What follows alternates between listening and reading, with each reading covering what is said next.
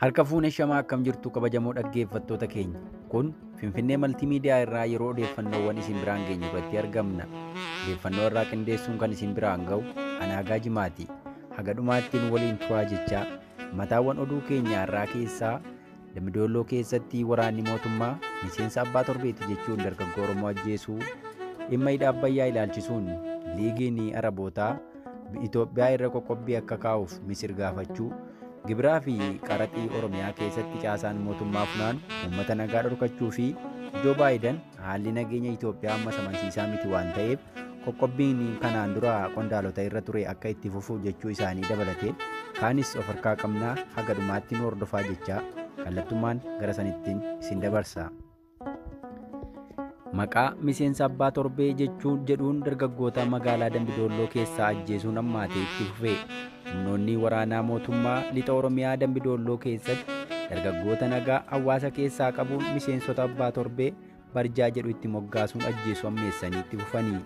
Lixa Oromiyaa Naqamtee fi Dambidolloo keessatti caasaaleen PP yeroo garaagaraa maqaa miseensota abbaa torbee jedhuun dargaggoota ajjeesuu barbaadan maqaa itti moggaasuun dhabamsiisuun irra deddeebiin dhaga'ama.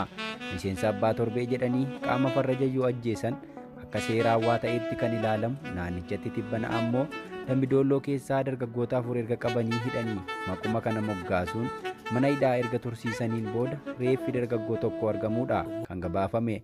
Dargaggoo Dambidolloo keessatti hojii humnaa hojjechuun osoo jiraatuu qabame maqaa abbaa torbee jedhamuun har'a ajjeefamee reeffi argamuun himame kun daangaa dhinaa kan jedhamu yoo ta'u, torbee kana keessa isa waliin dargaggoonni 4 qabamanii hawaasa fuulduratti akka Amaanu'eel Wandimmoo ajjeefnetti isin ajjeefna jedhamuun doorsifamaa turuu isaa gabaafamaa ture.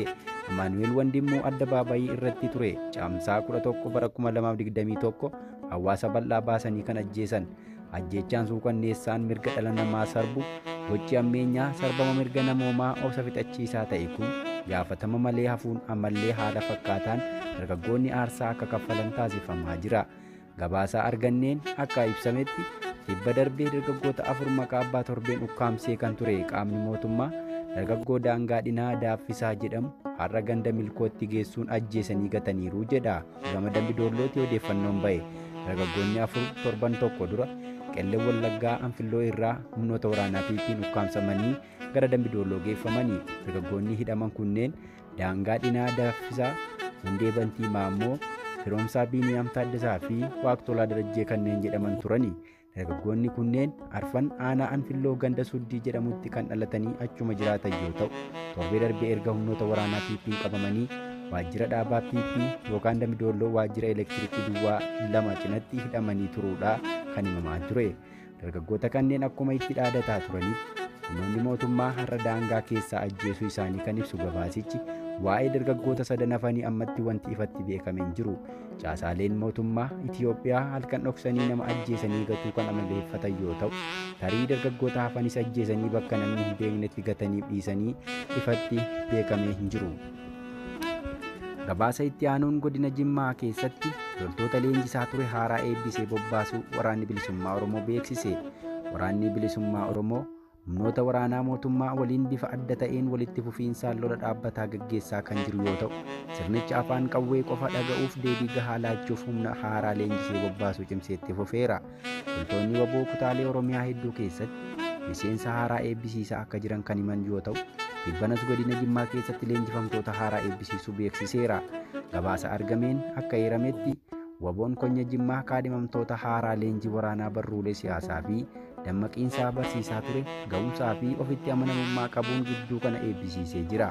Gama hundaan qophii gahaa akka qabu kan ibse waboon konya Jimmaa haalduree irra gahamuu qabu haalduree irraa eegamu kamiifuu qophii ta'uu ifa godheera. Erga hoogganaan olaanaa ABO waboo torbaniin eebbisiifna jedhee as waboon miseensota isaa haaraa leenjisee bobbaasuu itti fufeera. Waraanni bilisummaa Oromoo lola humnoota waraana mootummaa waliin gaggeessaa jiruun injifannoo argataa akka jiru hawaasnii fi maddeen odeeffannoo ragaa ba'u. Odeeffannoo biraadhaan ammoo gibirrii fi qaraxii uummatii mootummaaf kaffalu guyyaarraa gara guyyaatti dabalaa adeemuun sadarkaa jireenya hawaasaa gaaga'utti adeemaa jira. Hawaasni Oromoo gadadoo waraanaa cinatti miidhama ulfaataa namuu arguu fi dadhabe kaffaltiiwwan adda addaa mootummaan isa gaafatuun dararamaa jira. Humnoonni mootummaa takkii waraana kaaba Itoophiyaatti adeemaa tureef deeggarsa maallaqaa gaafachuun dirqamaan qonnaan bulaatti qarshii muruun irraa funaanaa turani. Haalli ammaa adeemaa jiru inumaa bara abbaa lafaa waliin kan waliin caalle akka ta'etti himama. Gibirri uummati kaffalu dachee irra jiraatu irraa qabee hanga lukkuu miila lamaatti adeemaa jira. Sunuu qarshiin gibiraaf qaraxaaf kaffalamaa jiru humnaan ol guddaa ta'uun isaa madda rakkina hawaasaa isa olaanaa ta'eera. Bara kana Oromiyaa bakkeewwan hedduutti hawaasni gabaa yoo ba'e harree oofutti qaraxa kaffalaa, lafa buufatee daldaluuf qaraxa kaffalaa, re'ee gabaa baaseef gurguratees fudhatee deebi'es qaraxa kaffala kan jedhu maddi keenya. Haalli kun jireenya hawaasni gaggeeffatutti danqaa guddaa uumeera. Kana cinatti magaalaalee Oromiyaa hedduu keessatti maatii harka qalleeyyii karaa magaalaa cinatti waa gurguratan milishaan taa'umsa dhorkachuun kan dararu yoo ta'u, haalli jireenya uummataa hedduu rakkisaa ta'uu isaati kan odeeffame. Seeronni barbaachisoo jedhamuun galmee heera impaayera Itoophiyaa keessatti barreeffaman ol ka'amanii jiran hojiirra ooluu hanqachuun kaadiroonnii fi waraanni sirnichaa dambii seeraan alaa tumachuun ittiin uummata hiraarsaa jiru. Tuffii sababal'aaf kan qaban waraanni PP fulbaana 4 bara 2023 godina Baha Wallaggaa aanaa Guutoo Giddaa ganda Luugoo jedhamu keessatti bakka hawaasni horii itti gurguratutti bobba'uun kaffaltii gibiraa seeraan alaa fudhachaa kan jiran yoo ta'u, haala baratamaa dura uummanni ittiin daldalatu jijjiiruun horii tokkotti qarshii 100 kan ture gara qarshii 300, harree tokkotti 35 irraa gara 200tti, re'een gatiin isa 25 irraa gara 100tti ol guddisuun qaraxa fuudhaa akka jiran jiraattonni mataa jiranii. Oduma wal fakkaatuun Baha Wallaggaa aanaa Sibuu Siree ganda Baqqoo Jimaa jedhamu keessattis loltoonni sirnichaa bakka gabaa deemuun namoota bittaaf gurgurtaaf ba'an irraa maallaqa muuzii irraa eegalee haga mi'oota gurguddaatti qaraxa guuraa jiraachuu jiraattonni ifoomsaniiru. Akkaataan qaraxa gabaa keessaa humnoonni mootummaa itti funaanaa jiran haala jireenya uummataa giddu galeessa kan hin godhanne yoo ta'u, hawaasni dararuun rakkina uummataa daranuu jabeessaa dhufeera.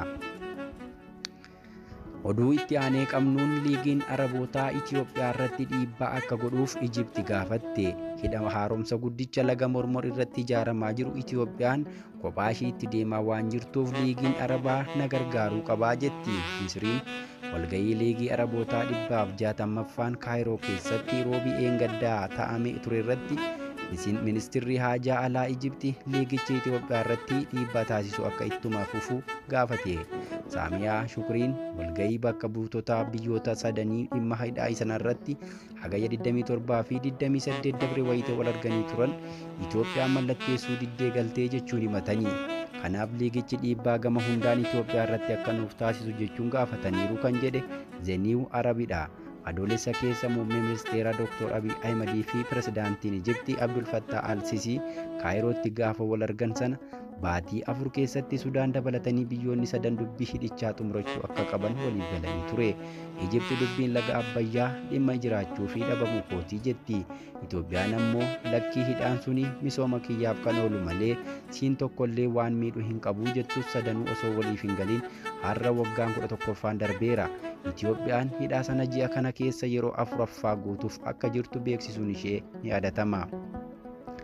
Oduudhumaatiin haalli nageenya Itoophiyaa keessa jiru wanti fooyya'ee waan hin jirreef qoqqobbiin kana dura hooggantoota mootummaa Itoophiyaa fi aangaa'ota adda bilisummaa uummata Tigraay irra kaa'ame ammas kan itti fufu ta'uu Ameerikaan beeksiste.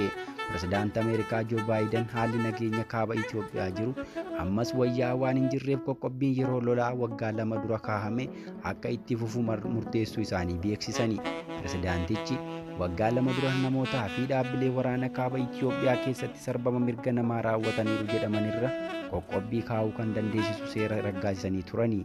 Joo Baayiden kamisa kaleessaa ibsa baasaniin ammallee haalli kaaba Itoophiyaa keessa jiru nageenyaa fi tasgabbii biyyattiif gaanfa Afrikaa illee yaaddessaa ta'ee itti fufeeraa jedhani. Nagaa dhabuun gaanfichaa imaammata haajaa alaa fi nageenya biyyaalessaa Ameerikaa naannichaa irraa qabdu irratti dhiibbaa akka qabaatu hin dhoksine. Akka seera qoqqobbii 1446 fulbaana 17 bara 2021 ragga'e sanaatti osoo haalli nageenya amansiisaa argameera ta'ee silaa fulbaana 17 2023 qoqqobbichi ni ka'aaf ture. Haa ta'u malee haalli nageenya Itoophiyaa keessa jiru biyyattii irra darbee godinichaafuu yaaddoo waan uumaa jiruuf qoqqobbiin waggaa kaahame sun ammas akka achi dheeratu murteeffameera.